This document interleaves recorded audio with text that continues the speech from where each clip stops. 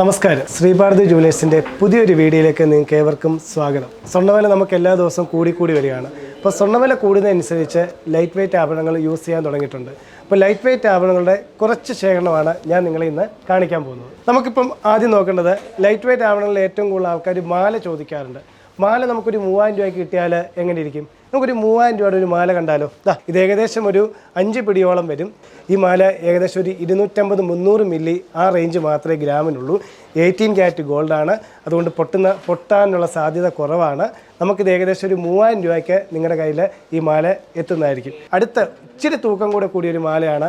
ഇതൊരു 650-700 മില്ലിയോളം വരും. ഇതിന് ഏകദേശം ഒരു 6000 രൂപ റേഞ്ച് വരും. റോസ് ഗോൾഡിൻ്റെ കവറിങ്ങോട് കൂടിയ ഒരു മാലയാണ്. ഇത് ഏകദേശം ഒരു 6000 രൂപയോളം റേഞ്ച് വരുന്നുണ്ട്. പിന്നെ ചെറിയൊരു ലോക്കറ്റോട് കൂടി, അത് 1 ഗ്രാമിനകത്താണ് വരുന്നത്. ചെറിയൊരു ലോക്കറ്റ് കൂടി ഉള്ളൊരു മാലയാണിത്. ഈ മാലയ്ക്ക് ഏകദേശം ഒരു 8000 രൂപ. ഇതെല്ലാം MRP റേറ്റ് ആണ്. 18 ക്യാരറ്റ് ഗോൾഡാണ്. അതുകൊണ്ട് നിങ്ങൾക്ക് ധൈര്യമായിട്ട് യൂസ് ചെയ്യാം. ഇത് ഏകദേശം ഒരു 6 പിടിക്ക് മുകളിലോളം വരും.